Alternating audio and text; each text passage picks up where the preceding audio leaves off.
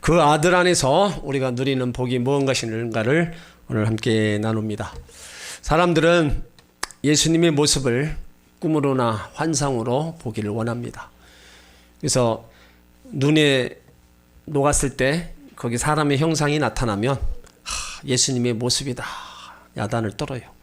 그리고 저 하늘에 구름 가운데 또 사람의 형상이 나타나면 예수님의 형상이라고 또 야단법석을 떱니다. 또 예수님의 그 그림 얼굴을 우리가 보면서 예수님의 표준 영정이라고 정해놓는 것도 많습니다. 그러나 이 모든 것들은 다 가짜고 엉터리들입니다. 오늘 우리가 말씀해 보면 예수님에 대해서 가장 완벽한 초상화라는 별명이 붙었어요. 그런데 본문에도 예수님의 실제 모습을 드러낸 구절은 하나도 없습니다. 하나님께서는 그 어떤 형상으로라도 하나님의 모습을 만들지 말라고 명령하셨어요. 그렇게 하신 데는 이유가 있습니다. 우리 신앙에 전혀 도움이 되지 않는다는 거예요. 하나님이나 예수님 형상에 집착할 때 오히려 유치한 신앙이나 미신에 빠질 수가 있다는 겁니다. 그 김승옥 소설가가 있습니다. 이 사람의 작품이 많은 청년들에게 참 도전을 줬고 청년들의 사상적 멘토였습니다. 무진기행 서울 1964년 겨울 이러한 작품들을 많이 남겼는데 이 사람이 어느 날 밤 예수님의 환상을 보고 기독교인이 되었어요. 근데 그 이후에 환상 계시 그 방언들만 쫓아다니는 거예요. 그러면서 그 신비주의에 빠져버립니다. 그러다 보니까 이전의 그 작품들보다도 더 훌륭한 작품이 나오질 않았어요. 정말 예수님을 만났다면 예수님으로 영감을 받아서 더 깊이 있는 영혼을 살리는 작품들이 나와야 됩니다. 우리가 알고 있는 유명한 작품들, 미술, 음악, 문학 작품들을 보면 다 예수님의 영감을 받아가지고 다 탄생한 작품들이에요. 그것이 지금까지 많은 사람들에게 그것을 듣고 보는 이들에게 많은 영감을 줍니다. 너무 신비주의에 집착할 때 오히려 그것이 더 아픔과 때로는 상처, 때로는 미신에 빠질 수 있다는 것을 우리는 기억해야 돼요. 하나님께서는 환상과 꿈, 계시를 집착하는 사람들을 살려두지 말라고 신명기에서 이미 명령하셨어요. 그래서 사복음서에도 보면 예수님의 모습에 관한 기록이 단 한 줄도 남기지 않았습니다. 이는 복음서 기자들이 예수님의 의도를 정확히 파악한 성령의 사람들이라는 것을 확실히 증거하는 겁니다. 부활하신 예수님도 예수님 부활을 의심한 도마에게 책망하시면서 너는 나를 본고로 믿느냐? 보지 못하고 믿는 자가 복되다 말씀하셨어요. 그러므로 오늘 말씀이 왜 예수님을 가장 완벽하게 드러나는 그 초상화라는 바로 별명이 붙여져 있는가를 우리는 확실히 알아야 된다는 거예요. 오늘 골로새서 1장 13절 14절을 우리 같이 읽습니다. 그가 우리를 흑암의 권세에서 건져내사 그의 사랑의 아들의 나라로 옮기셨으니 그 아들 안에서 우리가 구속 곧 제사함을 얻었도다. 예수님이 우리를 흑암의 권세에서 건져냈다 그랬어요. 흑암의 권세가 무엇이고 왜 우리를 거기서 건져내셨는가를 먼저 알아야 돼요. 그것을 알기 위해서는 바로 창조의 처음으로 돌아가야 됩니다. 하나님께서 천지만물을 창조하시고 마지막에 인간을 만드셔서 에덴에 두셨어요. 에덴 동산 중앙에는 두 나무가 있습니다. 선악을 알게 하는 나무와 생명나무입니다. 이 나무는요, 하나님의 창조의 뜻을 드러낸 거예요. 하나님께서 정하신 최초의 법은 한 가지였어요. 창세기 2장 16절에 동산 각종 나무의 열매는 내가 임의로 먹되 선악을 알게 하는 나무의 열매는 먹지 말라. 내가 먹는 날에는 반드시 죽으리라. 선악을 알게 하는 나무는 하나님의 공의를 상징합니다.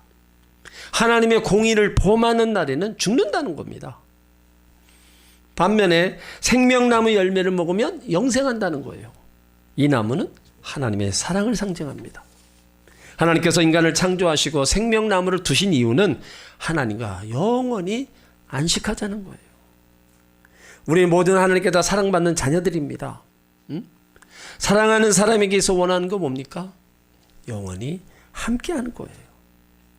그런데 영원한 안식에는 한 가지 절대 조건이 있었어요. 하나님의 공의가 지켜질 때만 주어지는 겁니다. 하나님께서 원하시는 바를 깨닫고 그 일을 행할 때만 참된 성공과 영원한 행복이 주어진다는 거예요. 이것을 잘 알았던 사단은 사람에게 접근해서 속삭입니다. 창세기 3장 5절에 너희가 그것을 먹는 날에는 너희 눈이 밝아져 하나님과 같이 선악을 알 줄 하나님이 아심이니라. 그러나 이 말은 거짓말이었죠. 어둠의 권세인 사탄의 별명 여러 가지 있습니다. 그런데 예수님은 그를 사탄의 아비라고 얘기하셨어요. 그러니까 모든 거짓말이 그에로부터 나옵니다. 그는 파괴의 영이에요. 거짓말로 유혹하여 뭐가 뭔지 모르게 어둠에 빠지게 하여 사람을 파괴하는 것이 사단의 유일한 존재의 목적입니다. 그러나 인간은 그 거짓말을 듣고 선악을 알게 한 나무를 이제 봅니다. 그리고 실과를 쳐다보니까 정말 탐스럽기도 하고 먹음직스러워 보였어요. 그런데 이것은 하나님을 부정하고 하나님의 공의를 어긴 거예요. 그것을 아신 하나님께서 여러 조치를 취했는데 그중 하나는 생명나무 접근을 막는 겁니다. 창세기 3장 22절에 보라 이 사람이 선악을 아는 일에 우리 중 하나같이 되었으니 그가 그의 손을 들어 생명나무 열매도 따먹고 영생할까 하노라. 하나님의 기준을 버리고 각자 기준으로 살 때 그 영생은 지옥이고 저주라는 뜻입니다. 그래서 아담과 하와는 에덴에서 쫓겨나고 인간은 죽음을 피할 수 없는 존재가 되었어요. 우리가 우리 죄를 생각할 때 뭐 살인, 강도, 도둑질만 생각합니다. 물론 성경이 이 모든 것이 죄임을 말하고 있어요. 그러나 좀 더 근원적인 죄를 성경은 우리 가운데 제시하고 있습니다. 그것은 우리를 창조하시고 낳아주시고 길러주신 하나님을 무시하는 겁니다. 그래서 죄는 우리가 하나님 없이도 살아갈 수 있다는 마음, 자기 스스로 모든 것을 할 수 있다는 생각에서 비롯되는 거예요. 그러다 보니까 하나님을 내 마음에 두기를 싫은 거예요. 간섭받기 싫은 거예요. 그러니까 성경은 이러한 교만한 마음을 죄라고 선포하고 있어요. 또 죄의 원인은 욕심입니다. 욕심이 잉태한 지 죄를 낳고 죄가 장성한 지 사망을 낳는 겁니다. 자기가 모든 것을 다스리고 하나님처럼 되려고 하는 거. 그러니까 인간의 교만과 욕심이 결국 죄를 낳고 죽음을 가져온다는 겁니다. 그 죄는 모든 사람을 죽음으로 몰고 가고 죽음 앞에 인간은 바로 무력한 존재인 거예요. 죽음 앞에 인간은요 절망이고 어떤 희망도 품을 수 없다는 거예요. 그러한 인간을 하나님은 긍휼히 여기셔서 이제 예수 그리스도 구원자를 우리 가운데 보내주신 거예요. 그래서 우리 가운데 살 길을 열어주시고 희망의 길을 열어주신 겁니다. 예수님이 오신 이유를 오늘 13절에 분명히 말씀하고 있어요. 우리를 흑암의 권세에서 건져내사 그의 사랑의 아들의 나라로 옮기시게 오셨다는 겁니다. 하나님의 사랑을요 우리가 말씀을 통해서 정말로 느낄 수 있는 부분이 많아요. 오늘 이 13절 말씀도 정말 하나님의 사랑을 우리가 가슴으로 느낄 수 있는 겁니다. 내가 흑암의 권세인 죄의 권세, 지옥의 권세 아래 있을 때 나를 건져내사 그의 사랑의 아들의 나라로 옮기셨다. 내가 범죄하였기에 죄의 대가로 흑암의 권세인 마귀에게 사로잡히게 되었고 마귀에게 이끌려 불행한 삶을 살아가게 될 때 하나님의 사랑이 나를 구원하여 천국으로 들어가게 하셨다는 겁니다. 그 방법이 뭐였어요? 예수님을 이 땅에 보내셨어. 나의 죄를 예수님에게 다 전가시킨 거예요. 나를 대신해서 십자가에 죽게 하셨습니다. 그래서 그 아들 예수님 안에서라가 하면 그 아들이 행하신 일들을 믿고 인정하고 받아들이는 거예요. 그 결과 나는 죄에서 자유로워지고 그 아들 안에서 바로 속죄함을 받게 하신 겁니다. 그래서 그 아들 안에 있을 때, 예수 안에 있을 때 죄사함을 받는 거예요. 어떤 죄를 범했든지 예수님을 인정하고 믿으면 죄 사함을 받습니다. 여러분, 죄의 삭은 뭡니까? 사망이잖아요. 그러므로 우리가 예수 믿고 이 죄 문제에서 우리가 해결받는다는 건 엄청난 은혜고 복입니다. 그 어떤 죄를 범했을지라도 주님 앞에 자백하고 고백하면 동이서에서 먼 것처럼 우리 죄가를 멀리 옮기시고 주홍빛 같고 목보다도 더 검은 죄를 흰눈과 양털같이 씻어 주신다고 말씀하셨어요. 바로 그 아들 안에 있을 때 이런 죄사함의 은총을 받은 겁니다. 그 아들 예수 안에 있을 때 모든 질병에서 구원을 받습니다. 이미 예수님이 채찍에 맞아 우리에게 나음을 주시려고 채찍에 맞았기 때문에 우리는 그 약속의 말씀을 붙잡고요, 끊임없이 병 낫기 위해 기도해야 된다는 거예요. 한 번 기도해서 안 되면 또 하나님이 치료해 주실 때까지 기도하고 또 기도하면 예수님 채찍에 맞으신 그 보혈의 피로 말미암아 우리가 치료의 역사를 얻게 될 줄 믿습니다. 또 예수 안에 있으면요, 우리 안에 근심, 걱정, 불안 모든 것에서 우리가 구원을 받잖아요. 풍랑이 일어난 바다에서 예수님이 바람과 바다를 잠잠케 하시고 평안하게 하십니다. 우리 삶에 일어나는 풍랑들 끊임없이 일어나잖아요. 그런 모든 것에 있어서도 주님과 함께라는 삶을 살아가면 주가 주시는 평안한 가운데 그 모든 것들을 이겨나가게 만들어 주시는 겁니다. 이것이 주님이 우리를 향한 사랑이에요. 그러니까 우리는 뭐예요? 이런 주님의 사랑을 우리가 받아 누려야 되는 우리의 믿음의 성도가 되어야 된다는 겁니다. 내 믿음이 적은 믿음이 아니라 내 믿음이 날로 큰 믿음이 되어 나가야 된다는 거예요. 그래야 그 믿음의 역사와 믿음의 기적을 우리는 계속 볼 수 있는 것입니다. 요즘 세상 참 어지럽다고 그러죠. 여러 가지로다가 혼란하고 다 무질서합니다. 왜 그래요? 모든 사람들이 하나님이 되어서 자기 기준과 판단으로 자기 욕심을 채우려고 하기 때문입니다. 모두 다 자기 소견에 오른 대로 살아가는 거예요. 100년이 안 되는 인생이 이렇게 아수라장으로 살아가고 있는데 영원히 살려면 어떻게 되겠어요?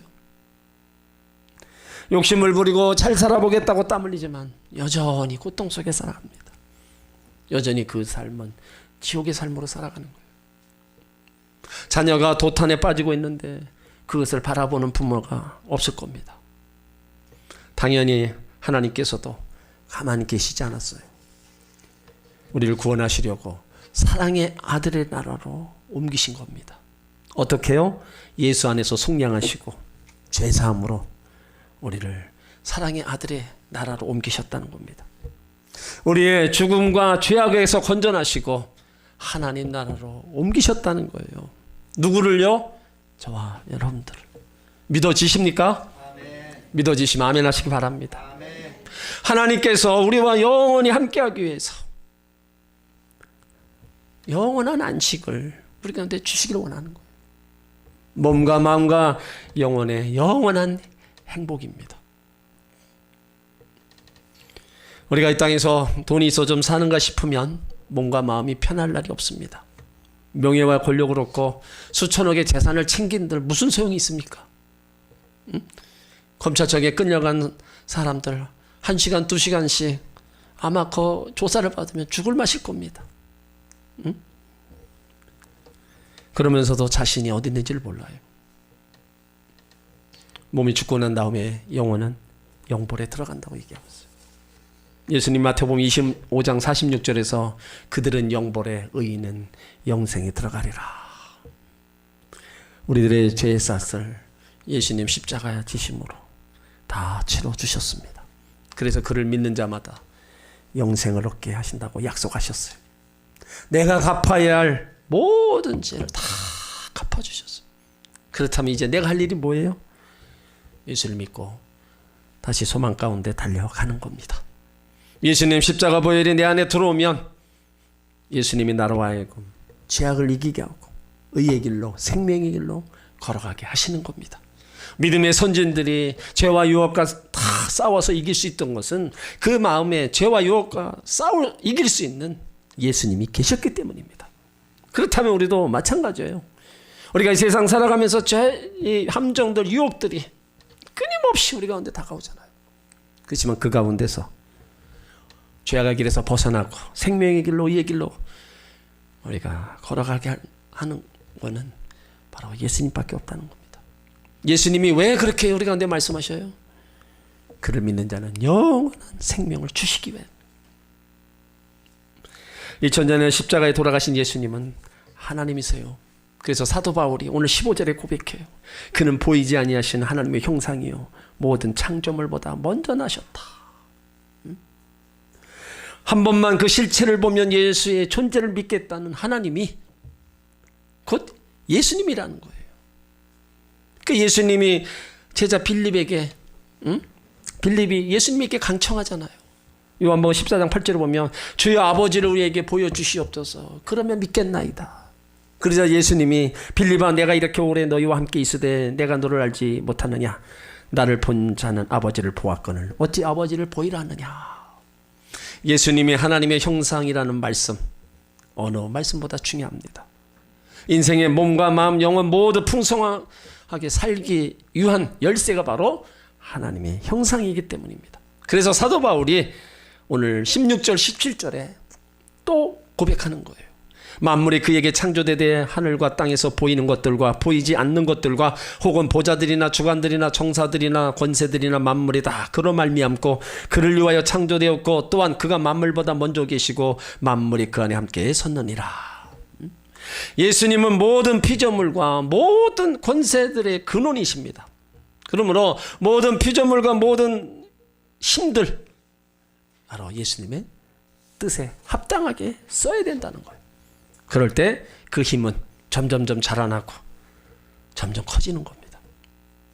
그러나 세상에는 예수님을 거부하고 저항하는 나쁜 힘들이 계속 일어나고 있어요. 어찌 보면 그 나쁜 것들이 점점 자라서 더 세상을 악하게 만들어가고 있어요.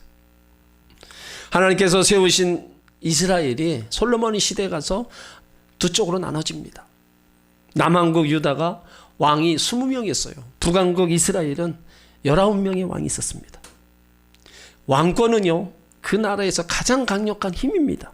그런데 이 39명 왕 중에 북한국 19, 남한국 18명 왕은 한결같이 자신에게 주어진 힘과 명예 모든 것들을 자신과 자신의 가족들을 위해서 다 썼어요. 그래서 강력한 그 이스라엘은 아주 일찍이 아수르에게 멸망을 당합니다.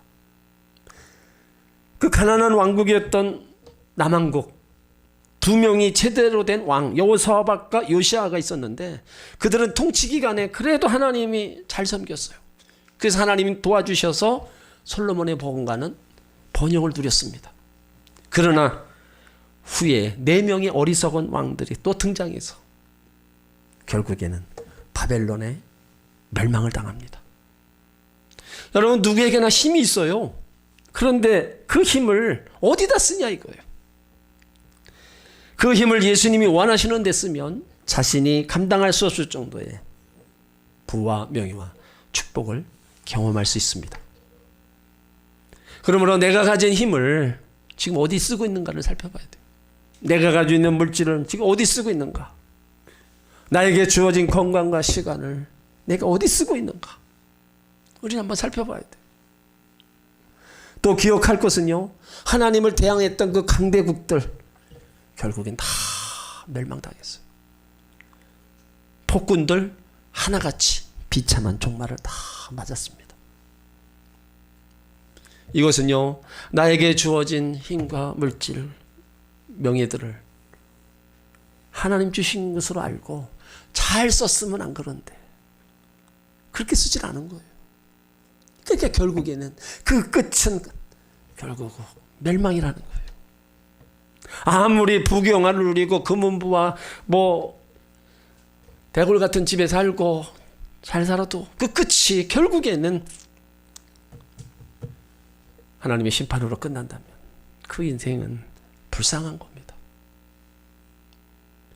하지만 없고 가난하고 그래도 하나님 주신 분복을 가지고 우리가 주님을 위해서 살아가는 그 아름다운 모습, 그 모습 속에는 하나님 베풀어 주시는 그 은혜가 때를 따라서 계속 주어지는 거예요.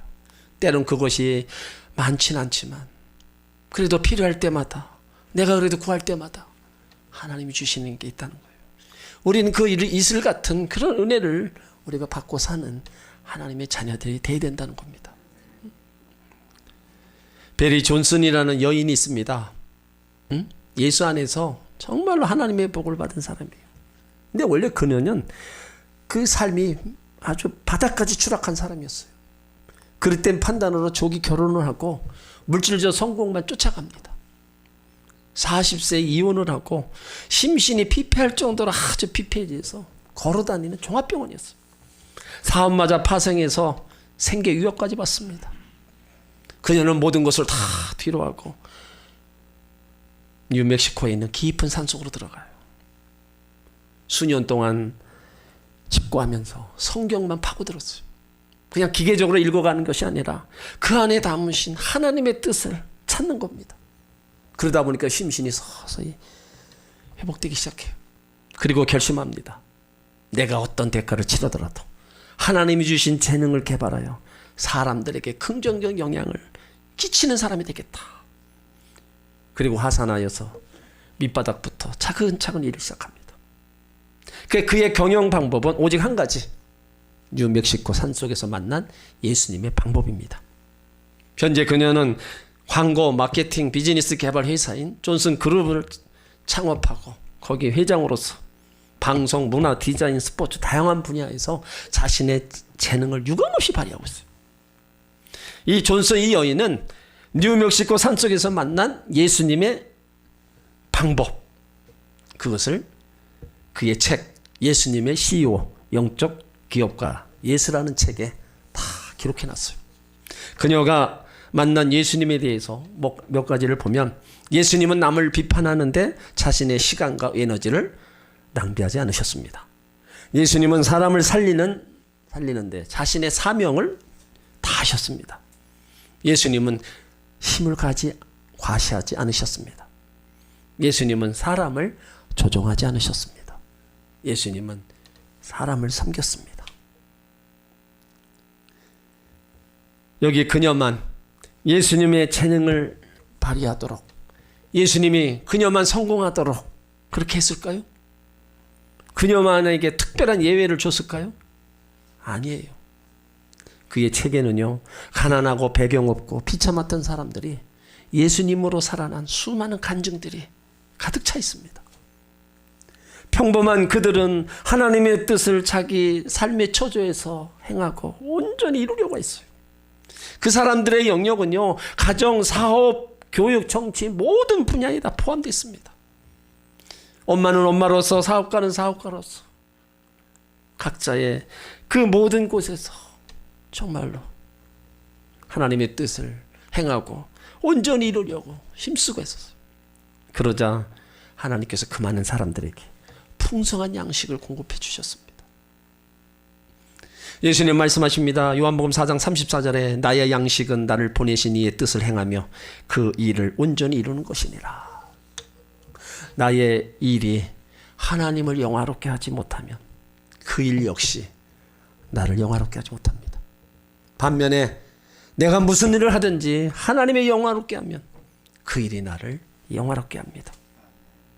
하나님은 그렇게 되기 위해서 우리를 창조하셨고 그것이 또 하나님의 가장 큰 기쁨이요 보람으로 여기십니다. 하나님의 기쁨이 되고 하나님의 보람이 되면 하나님께서 나의 소원을 이루어 주심을 믿으시길 바랍니다. 요한복음 15장 5절에 나는 포도나무에 너희는 가지니 저가 내 안에 내가 저 안에 있으면 이 사람은 과실을 많이 맺나니 나를 떠나서는 너희가 아무것도 할 수 없습니다. 이것은 진리입니다. 예수님을 떠나서 잘 되는 것 같죠? 하지만 결코 오래가지 않아요. 그리고 잘 된다 할지라도 그 끝은 사망이고 심판입니다. 예수님으로 말미암아 새로운 또 인생을 찾은 한 사람이 있어요. 신명진 형제가 있는데 그는 날 때부터 장애를 가진 자는 아니었어요. 5살 때 기차에서 놀다가 떨어져서 그만 오른쪽 팔과 2 다리를 다 잃어버립니다. 그러니까 아들이 장애인이 되니까 아버지가 충격을 받아서 술만 마시는 거예요. 그리고 어머니는 날마다 옥상에 올라가서 우십니다. 오늘날 어머니가 아들을 데리고 옥상에 올라가서 명진아 엄마랑 같이 죽자. 이렇게 살면 뭐하니? 떨어져. 죽으면 끝나지 않겠니? 이때 남은 왼팔로 엄마의 목을 안으면서 엄마 내가 행복하게 해줄게. 그 말을 들은 어머니가 미안하다. 정신을 차려요. 슬픔을 달래던 아버지 역시 옥상에 올라가 죽을 생각만 하지 말고 이제 우리가 명진을 위해서 손발이 되어주자. 희망을 가집니다. 그때부터 그 아들은 의족을 착용하고 걷는 연습을 해요. 열심히 혼자서는 법을 배웁니다. 그렇게 해서 대학까지 졸업을 해요. 그 가운데 이제 친구의 전도로 교회가 가게 됩니다. 그래서 자신에게 의문이 생기기 시작했어요. 자신이 장애에 대해서. 하나님 왜 저를 이렇게 만드셨나요? 5살짜리가 뭘 안다고 저를 이렇게 만들어 놓으셨나요? 제가 상처받고 있을 때 어디 계셨나요? 왜 저에게 이런 아픔, 고난을 주시나요? 그러면서 하나님의 알고 예수님을 알면서 자신의 그런 모든 것들을 이제 바꿉니다. 그러면서 하나님이 그에게 수용하는 원용이 형의를 붙여줘요. 그 원용에게 수용을 배우면서 이 원용이 더 열심히 배워서 전국 장애인 체전에서 수영법은 금메달, 은메달을 땁니다.